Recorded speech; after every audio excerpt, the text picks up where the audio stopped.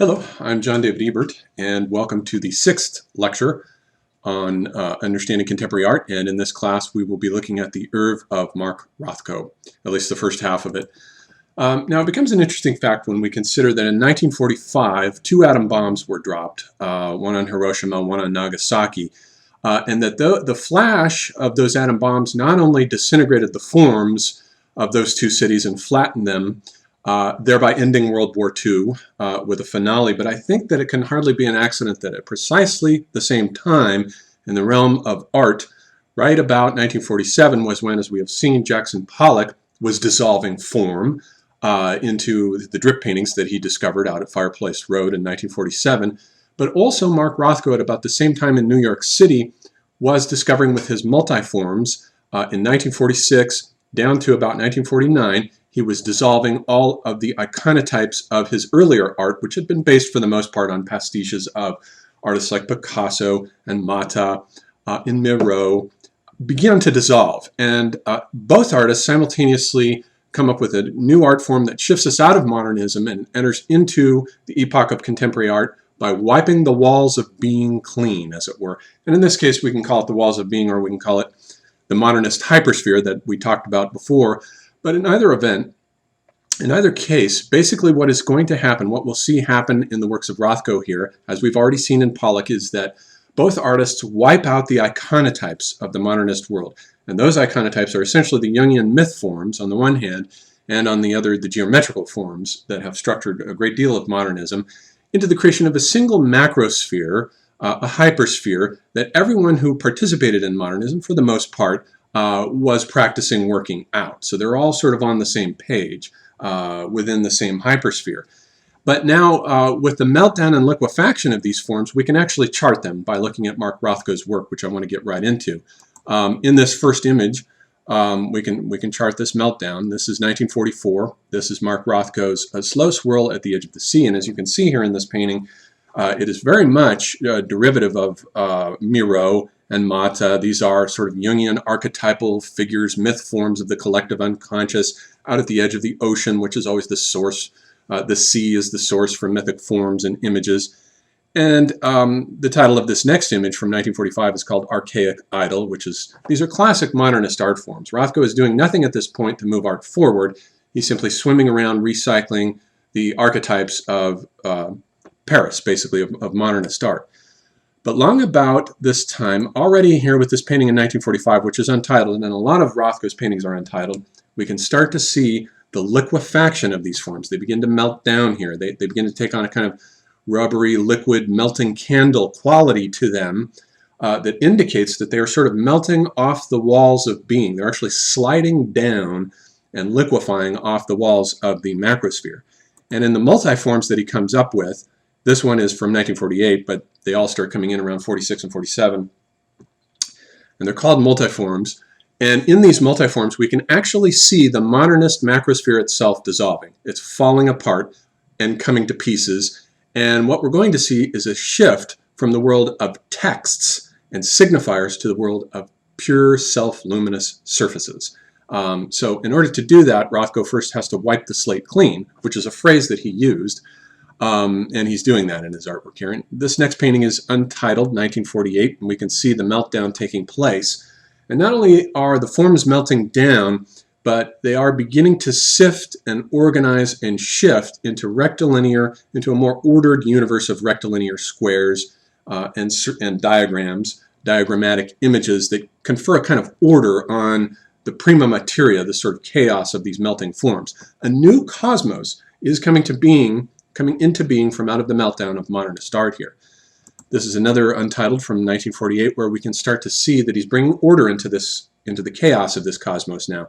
We're beginning to see rectilinearity and we're beginning to see colors and forms sift and drift and sort themselves out into these little tiny islands, these little squares, which I would tend to regard, or we might call, elementary units of being.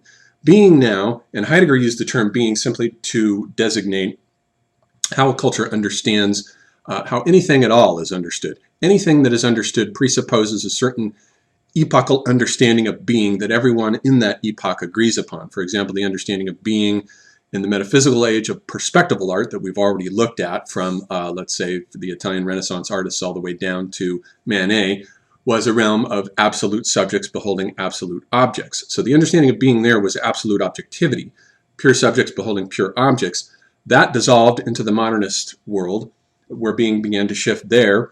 Heidegger said that it shifted into enframing, on the one hand, technological enframing, and he missed modernist art. He didn't understand it. He, like Oswald Spengler, saw it as a complete degradation where he saw these artists simply producing objects that were divorced from being and simply lost touch with being. And for Heidegger, when an object loses touch with being, it becomes merely an object. But he didn't understand modernist art. But now here I think we're moving into an epoch of a new sort of post-World War II, postmodernist understanding of being. And Rothko, rather, in 1949, with this, here's another painting, another Untitled. This is 1949, where we can begin to see the cosmos now that he is bringing into being. It's a world of self-luminous elementary units of being, squares that radiate their own internal energy. And it's very much as though, like with Hiroshima and Nagasaki, the light pulse, the amount of radiation that dissolves the forms, releases all that light and radiation. Same thing here with Rothko. The dissolution of the modernist forms begins to unleash a universe, a hitherto unsuspected universe of light, of self-luminous, spiritual light energies. And this is a very spiritual world that Rothko is moving into here. It's a world, in a sense, without form, or at least with a minimum of form, but with a maximum of luminosity and radiance. This is another one. This is White Center from 1950. Very beautiful, very spiritually radiant. And again, this epoch typifies, or this period for Rothko typifies what the philosopher Willem Flusser called the shift from texts to surfaces. Rothko is liquefying all the signifiers of art and leaving behind simply these self-luminous surfaces, elementary units of being that are organizing spiritual units of energy, all to themselves and on their own. Here's another one from this period. This is number 12 from 1951, and it's very radiant. And we can start to begin to see here, here's another one Untitled from 1951. We can start to begin to see here in these paintings that Rothko is also being very prescient about the understanding of being that is coming into being with the discovery of the electronics industry. I think artists are always a generation or two ahead. They anticipate coming developments, just as philosophers tend to be a generation or two behind. They anticipate coming developments in the culture, ontological shiftings and metaphysical rumblings. They're always the first. They act, as McLuhan said, as a distant early warning system in a culture, and they're always able to anticipate what's coming up ahead. And I think Rothko does this brilliantly here. Here's the last Rothko that I want to show in this series, Violet, Green, and Red from 1951. And this one I think is very self-luminous and looks very much like an electronic computer screen. And I think that Rothko is already prescient. He's already for understanding, the understanding of being, the post-World War II understanding of being as a realm of self-luminous rectangles. We're surrounded with video screens and luminous surfaces everywhere we go now.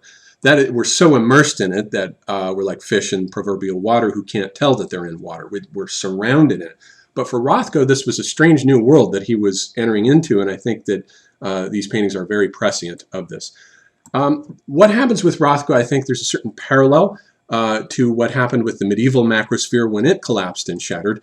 And here is Jean Fouquet's on the descent of the Holy Spirit upon the faithful from 1452, where the macrosphere there was a very self-enclosed and reassuring world where God could send angels down into the luminous macrosphere protecting the earth to chase off devils and demons. And the metaphysical age was all about immunizing the psyche against attacks by invoking these angelic presences and powers. Here's the image of the earth from the Garden of Earthly Delights by Hieronymus Bosch in around 1500 on the outer panels that show the earth, how it was pictured inside of this macrosphere, very womb-like, in a very uteromorphic state, very womb-like, very self-enclosed.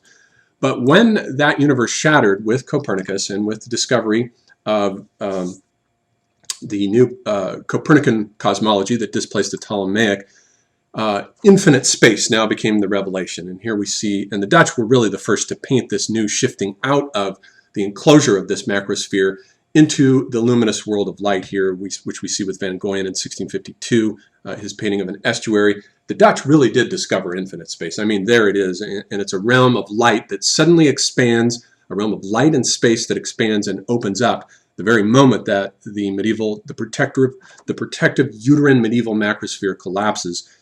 Here's another one. This is Ruisdael, a view of Haarlem, and there again is this Dutch expansion of space. And so it is very much something very similar is happening in Rothko when he moves beyond the enclosure of the modernist hypersphere, melts it down, and then moves into a new cosmology of light and self-luminous surfaces that is built up out of elementary units of being and is already on the way toward a sort of foreshadowing of the electronic Umwelt, the electronic world ground that is beginning to configure. And so next we'll look at the second half of Rothko's Oeuvre and see what happens.